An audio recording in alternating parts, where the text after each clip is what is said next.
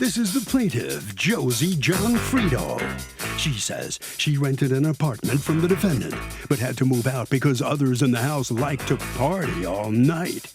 She's suing the defendant for $800 for the return of her security, which he refuses to give her.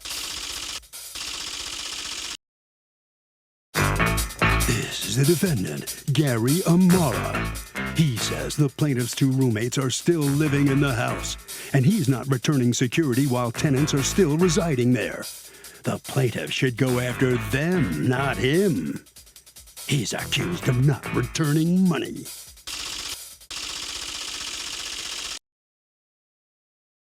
All parties, please get your right hands. Welcome back to the People's Court. Next case on the docket. The plaintiff says she had to move out of the room she rented because her housemates were partying all night. She couldn't handle it, so she had to bail.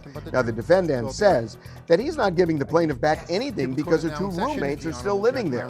It's the case of Hardy Hardy. Thank you, Douglas. You're welcome. Okay, Ms. Gianfrido, what's going on here? Trying to get my security, Your Honor. I rented the apartment with Mr. Amara December 12th of 17. I gave him a month and a half, 2 months notice that I was leaving. He keeps telling me, you asked them back for the security. Why? I gave you security and first month's rent. Okay, here, were you under a lease when you left? No, we did not have a lease. We only had a lease for 1 year, month to month. Okay, and then after that, it became a month to month. So you'd give him notice and you leave and you tell him, I'd like my security back. I have nothing to do with the apartment anymore. And he says, go get it from the people living there. Why was that your response, Mr. Amara? Well, I mean, my policy is that I take a security deposit when somebody rents the apartment. Now, and when the security deposit was given to me, I don't know what arrangements were made with Josie and her roommates as to whether they reimbursed her at that time or not. But the fact that she decided to leave, even giving me notice, the fact still remains that there's still people living in the apartment, number one. And number two, even if they had left, I would have had to review the apartment and make sure everything was right and everything was up to standard. Yeah, but I guess that's the point. Why didn't you just do that? Why didn't you go take a look, figure it out, get another deposit from the tenants? Because there's no lease, right? Is she wrong, or did she leave in the middle of a lease? Well, in the state of Connecticut, a lease, when it runs out, it automatically turns to a month-to-month lease. So it's still in effect. Right. The lease is still in effect. Well, no, there's a but there's a month-to-month lease. Just a second. There's a month-to-month. And she canceled it. She canceled your arrangement with her by giving you notice and saying, I'm out. Now, the next 30 days happen, and there's a group of people who may be her old friends, who she, whatever, but you have a choice to say, hey, get out, I don't have a month-to-month with you, or to say, hey, you guys are on a month-to-month.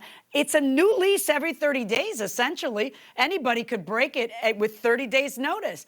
I mean, so I don't know, what's the deal? You never have to give her back her, what if those people have other roommates and then some of them leave and some of them come? She'd have to wait 20 years to get her deposit back that she gave her? Because she gave you the entire deposit. People didn't give it to you in snippets.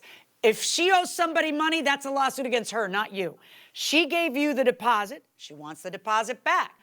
Every 30 days, when you accept those people living there, you're basically, you know that they're paying you rent, you're accepting their rent, and those are your new tenants. Well, the thing is that the apartment is secured with a security deposit. And yes, I know. And once everyone vacates the apartment, I'd be happy to give her security back. You're acting, I would be 100% in agreement with you if she left in the middle of a lease. And then she turns around and says, hey, I know there's 3 months left on the lease, but I'm out and I want the security deposit back. And you would look at her and say, are you out of your mind? You don't get the security deposit back because there's 3 months left on your lease. At the end of the lease, I'll look at it and see whether you're entitled to the money. What you're not getting is the end of the lease is 30 days because it's a month to month. Okay, I can accept that, Your Honor. But the security deposit is, I don't know who gave me the security deposit. I mean, she physically handed it to me, but I don't know if they each paid a third of the deposit or not. That's none of your business. If she handed it to you, then return it to her because she handed it to you. What is the lease? Where do I stand with? What is the wait? What does the original lease say about who was giving you a security deposit? I have to read the lease. I don't have it in front of me. I think you have it. Well, let's read it. Who was she the only tenant at the beginning? Were you the only tenant? Yes, December 12th, I moved in there by myself. The one that says 12/17/17 is the one when I moved in by myself. The one with Mark and Jose, that's when the roommates came as of April 1st of I think it was 18, if I'm not mistaken. Okay, so in December, there's only one tenant. Yes. Tenant prior to occupancy shall deposit with the landlord the sum of $800 as security. There's no question that she deposited the $800, right? When she got the lease in December of 18. That's correct. You then, when she had room, right. So when roommates moved in, did you get an additional $800?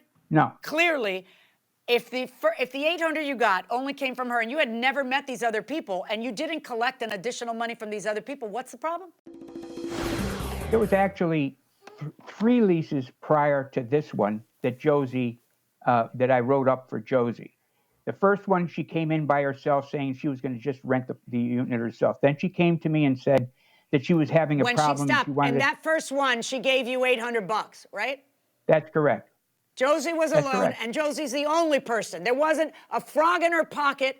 There weren't other roommates. Just Josie gave you $800. Okay, go on. Right. That's correct. So then she came to me with another person that she vouched for, that she said she wanted to be on the lease. And when I do up a lease, I want all occupants to be on the lease. So I wrote up a new lease, and it was with her and a friend of hers. And then she ran into problems with that roommate, and so we made up a third lease with these other roommates. Oh, that's very nice. How does that affect anything that we're trying to decide here today? We're trying to decide if she is in, just a second, if she is in the middle, the security is for your lease, and you have a month to month. Your lease expires essentially every 30 days. So if she tells you I'm out, my 30 days are over, I have a right to leave and I want my security, you are acting like she's in the middle of a 1-year lease. You're behaving legally as though she was still in the middle of a 1-year lease. You're looking at her and saying, this is precipitous. It's not precipitous. You have people there who you're accepting money from. If you don't want them, give them 30 days notice and tell them to get out. Or get the deposit from them. That's your plan. Your next move is to tell them, you guys got to give me your deposit. Or you guys got to get out and get somebody who does pay a deposit. But these are you problems. They are not Ms. Gianfrido problems. My ruling in this case is in favor of Ms. Gianfrido in the amount of the $800. That's my verdict. Thank you, Your Honor.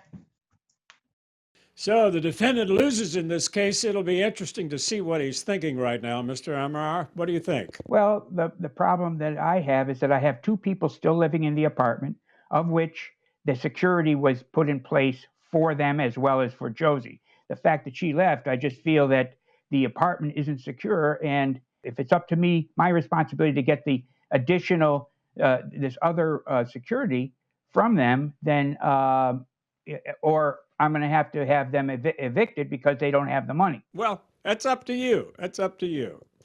All right. Sorry about that, Mr. Amara. You just learned a lesson, I think, here the hard way. Ms. Gianfrido?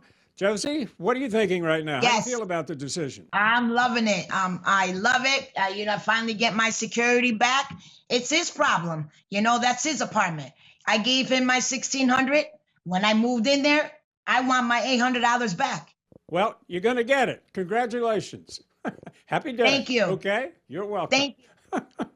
All right, let's see what the judges have to say. I got the impression, listening to the evidence in this case, that the landlord's not maliciously withholding the money. He's misinformed. He's got this idea that this $800 that the plaintiff Josie put up as a security is somehow now in perpetuity a security deposit that's going to travel with that. Because she knows those roommates and picked them.